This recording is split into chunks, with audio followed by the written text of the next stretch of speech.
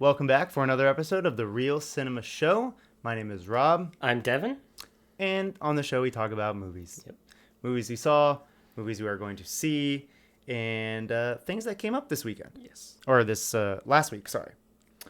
So, but before we get into that, we saw a couple movies. Mm-hmm.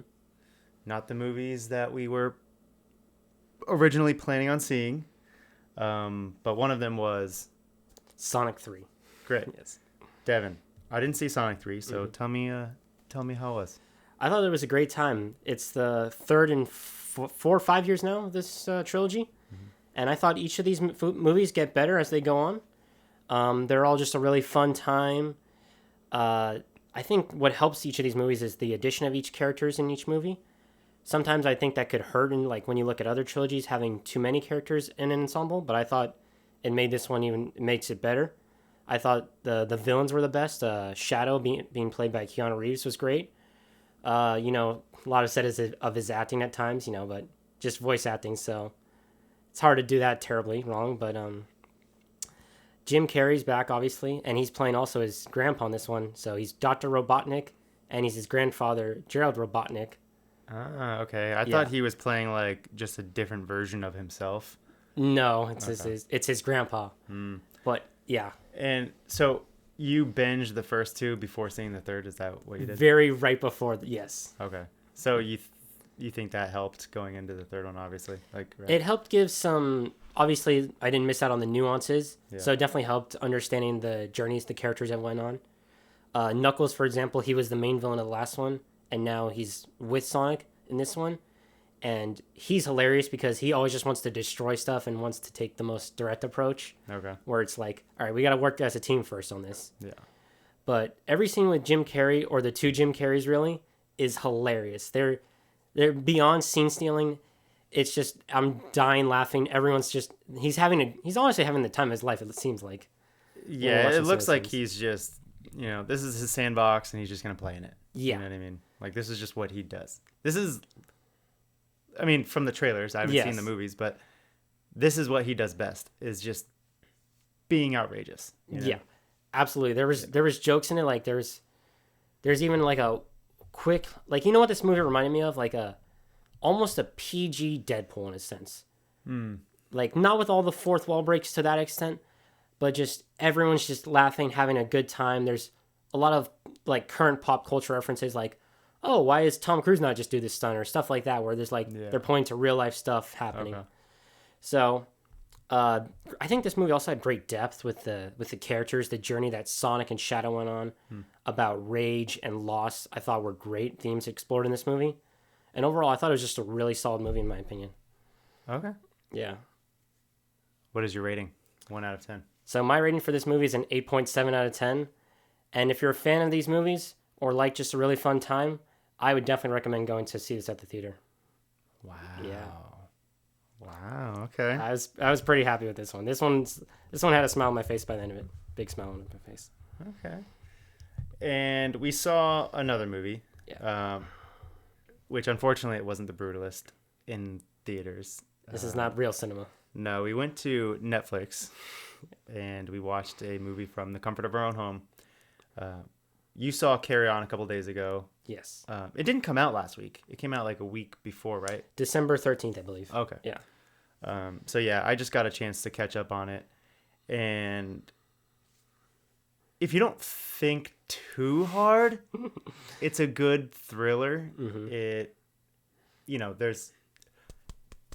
there's action. Yeah. And it's coming. And this story's moving quick, right? Mm-hmm. And you kind of have to keep up with it a little bit.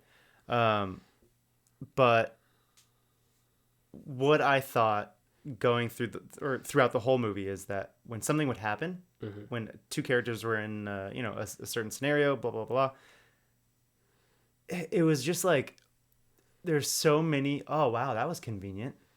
Oh, that was very convenient that this happens right when this person is right here, and every single scene was just like, oh wow, convenience again. Wow, this writer is just writing convenient little things throughout. And without these little conveniences, there would be no drama or no story. You know what I mean? I feel like the writer was just like, okay, drama needs to be in every single second. So this happens, you know, and it's like, what? Mm-hmm. I don't know. That's just my little rant on it. What did you think of Carry On? I thought it was an okay thriller action. It was pretty all right throughout, serviceable. The very final bit of that third act, I thought it got a little outlandish. You mean cheesy? Yes. I saw a little bit of the end again, and I was like, yeah, this movie is a little like cheesy with what it's doing. Yeah. I thought Jason Bateman was a fairly brutal bad guy in this movie. Yeah. I was like, okay, wow, there's just no cutting around the edges here, just very direct with his approach. Yeah. But for the first and second act, I was like, all right, you know, it's doing what its job is, right? Yep. It's just a simple thriller action. It's not a Christmas movie, like in the normal sense. Yeah, this movie, I felt like they struggled with, I don't know if tone is the right word, but I guess you could call it tone. Like, it'll be like a serious, like, action thriller, right? Yeah. And it's supposed to be serious. And then there's, like, these goofy moments, and of course there's laughs in any movie that's serious, but they almost didn't match, though. The humor didn't match the vibe of the movie. I can see what you mean a little bit, yeah. And then just, like, the Christmas music in certain parts was just like, it was just trying to be a Christmas movie. You know what I mean? I think they only like added that factor to like help the stakes in terms of the airport's now overcrowded. It's an occasion. Yeah, it's gotta true. The airport's gotta, you know, just have a lot of people. Yeah. To raise the stakes of the situation. Yeah. And then there's this one part that it was so like over the top that it completely took me out of the movie, was that like car scene with the FBI detective. Oh, I know what you're talking about. Yes. Because all of a sudden, you know, it's like the camera, you know, is on a tripod most of the movie, right? Yeah. It doesn't do anything too special. And then all of a sudden it just like, for one scene, it just goes John Wick, like completely, like the camera's doing 360s around. Mm-hmm. And it's like, wait, what just happened? Like now is this Mission Impossible or something? Like what?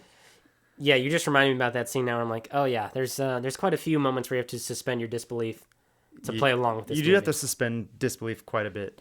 Like there's just like little scenes where it's like, oh, these characters happen to walk and stop walking at this exact moment.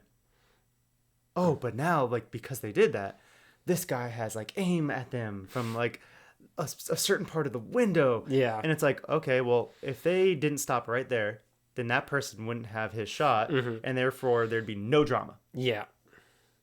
You know what I mean? Like it's an action movie, they gotta do it. Exactly. And coming from a writing background, those are the things that just kind of nitpick me. Yeah. So while watching it, I was just like nitpicking all these little conveniences. Mm-hmm. But from a directing in entertainment perspective, I was entertained. Yeah. So and that's at the end of the day, that's what a movie is supposed to do. It's supposed to entertain you. Yeah. And it did give me that. So what would you rate this movie, you think? I give it 2 ratings. Entertainment. Oh boy. Entertainment, very entertaining. 9. As a writing, directing sort of standpoint, like a 6.5. Got you. I did feel like the screenwriter that wrote this, whoever it was, and no disrespect, you know, just took the how to write a screenplay formula and just wrote a movie. I can understand and that. Didn't stray too far from the rules. Yeah, I can see that formulaic aspect. Yeah.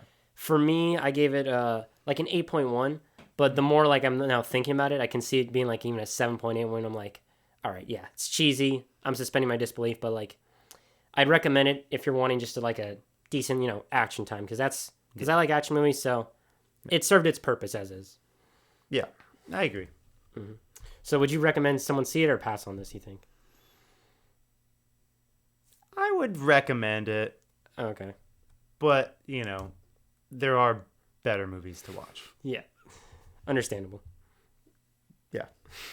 All right. So we move on to our second segment, trailers of the week. All right. I have a few synopsises that I'm going to read. Or not synopsises, but little log lines, I guess. All right. When his wife is suspected of betraying the nation, intelligence agent George Woodhouse faces the ultimate test: loyalty to his marriage or his country. That is Black Bag, starring Cate Blanchett and Michael Fassbender, directed by Steven Soderbergh,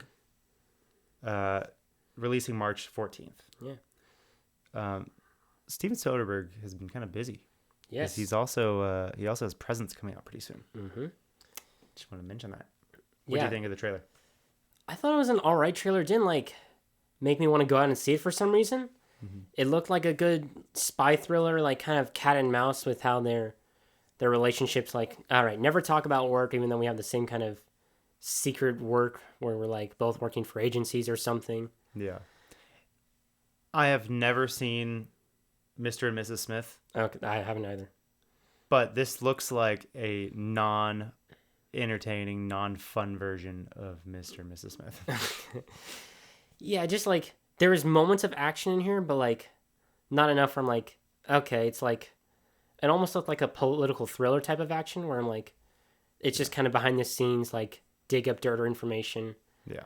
And just like, okay, maybe another trailer would make me more interested in seeing this, but off this trailer alone, I would say no. The writer's also David Kopech, right? Or Cope? Yeah. Who did that? He's written a lot of good stuff. Is that what you mean? Yeah. What did he write? He's written the first Spider-Man, Tobey Maguire Spider-Man, the first Mission Impossible. Didn't we? I feel like we just recently talked about him. You talked about him on the last show. For what? I do not remember off the top of my head, unfortunately. But War of the Worlds, Jurassic 1 and 2, and the fourth Indiana Jones. So mostly good work. Yeah. And I read, it's interesting. He's the 9th most successful screenwriter of all time. His movies have grossed over $2.3 billion. Wow. So if there's anything to be optimistic about, it's the writer and directing of this movie, I think. Interesting. Yeah. We should probably figure out why we were talking about him recently. Yeah, it was something on the last week's episode. But what do you think of the trailer? Yeah, it just wasn't intriguing to me. Like I said, it just looks like everything that came before. Okay. Really. Yeah. So, pass for both of us? Yep, pass. All right. This one's no surprise. The live-action remake of Disney's animated classic Lilo and Stitch. Comes out May 23rd. This is a teaser. It's not a trailer. Yeah. And it's almost like a little teaser of a teaser. Yeah. Because it's so small. I think it's less than 30 seconds, if that.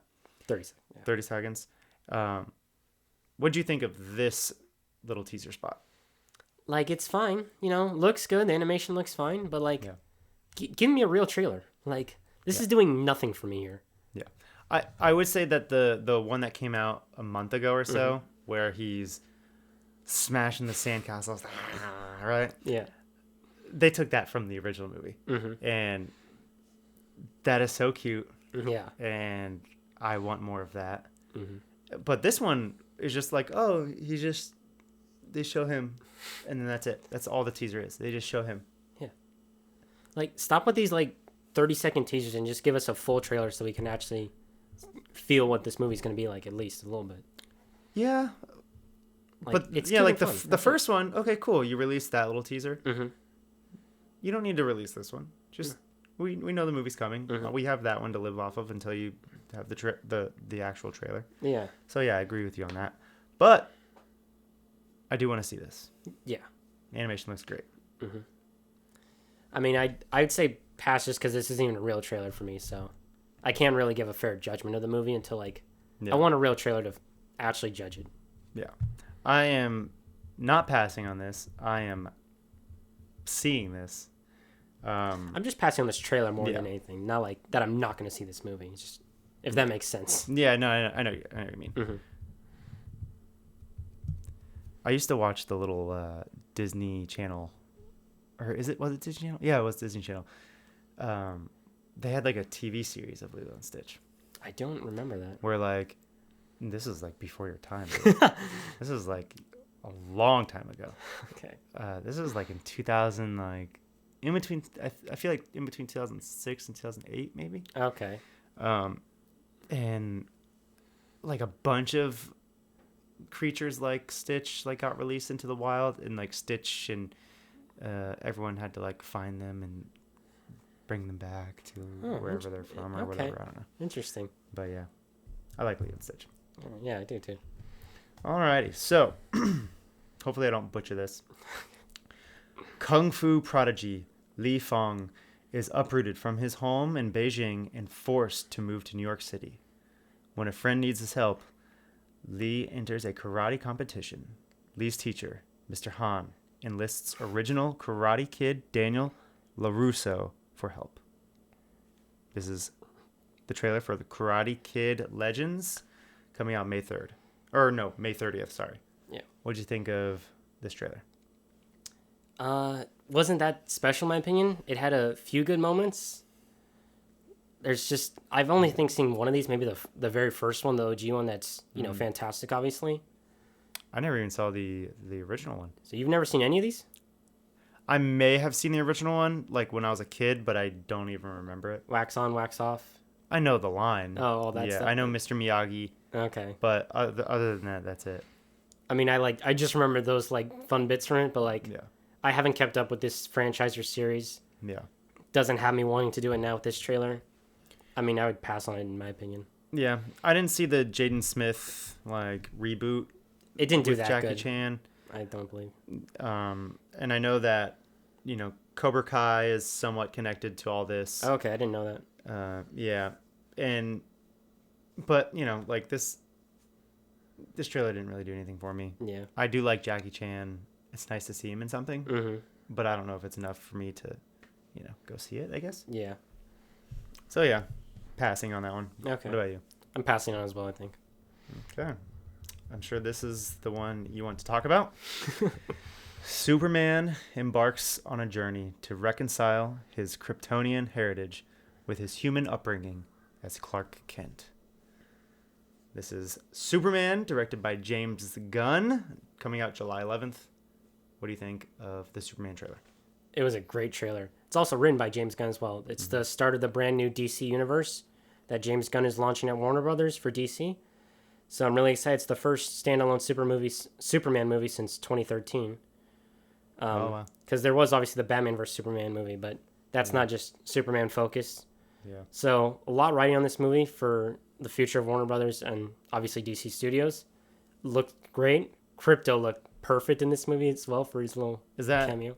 The dog. The dog. So Yes. I thought it was Super Dog, no? No, it's Crypto. Oh, okay. Who's Super Dog? I don't know. Okay. Maybe I'm wrong. I thought he looked great, and Nicholas Hoult as Lex Luthor, I thought he also looked pretty good as well. So I'm very excited for this movie next year. Yeah. This trailer was exactly how I envisioned it would be. Okay. I know that James Gunn wanted to stray away from the doom gloom that Zack Snyder kind of brings to his projects. Mm-hmm. And this movie looks bright. I wouldn't say it looks like what's the word I'm looking for? Hope, optimism. No, like it. What am I trying to say? I don't know. I guess it's just.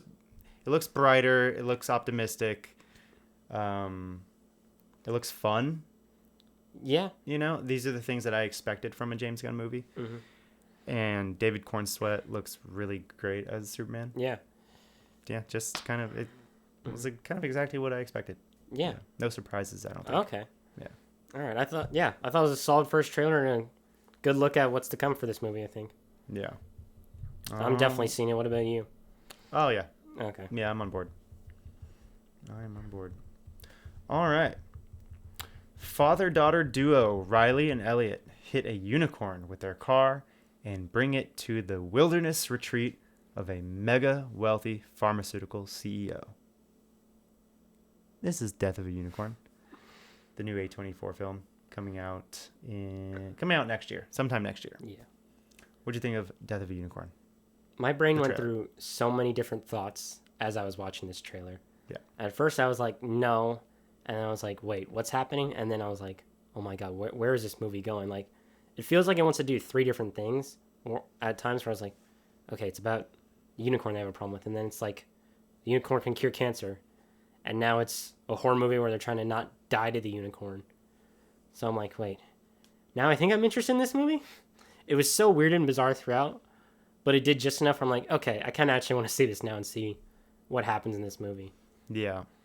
To me, it kind of gives off like this movie could be or have messages of like, how we treat the environment and things like that, right? Like exploiting animals for, our uses. Okay, I could see that, yeah. The animal gets revenge on us or something. That's like, that's what the trailer, that's what I got from the trailer at least. Yeah. This movie looks completely insane. Like completely insane. But it looks fun. Yes. But I don't know if it's going to be too bizarre for me. I don't know. I really like the cast too. Jenna Ortega, Paul Rudd, Will Poulter. Yeah. It's a good cast. Will Poulter, he had a couple funny bits in the trailer that I thought was good. So I think for me, I'm going to see it. It looks like it's got just enough potential in all the weird ways possible. And it's A24, so, it's funny how they put in the trailer from the studio that brought you Everything Everywhere All at Once. Yeah. Because it's got that same feel of, this is just going to be insane. Yeah. I don't think this is going to be anything like Anything Everywhere All at Once. Or Everything Everywhere All at Once. Yeah. But I do understand the similarities. Just where it's just completely random and weird stuff is happening. Not like it's going to be that same level of movie. Yeah. Just where I'm like, anything could happen with how this movie's going to go. Yeah. Yeah. I don't know. I think I'm passing for now, actually. Oh, okay. Yeah. All right. And then our last movie of the week, or trailer of the week, sorry.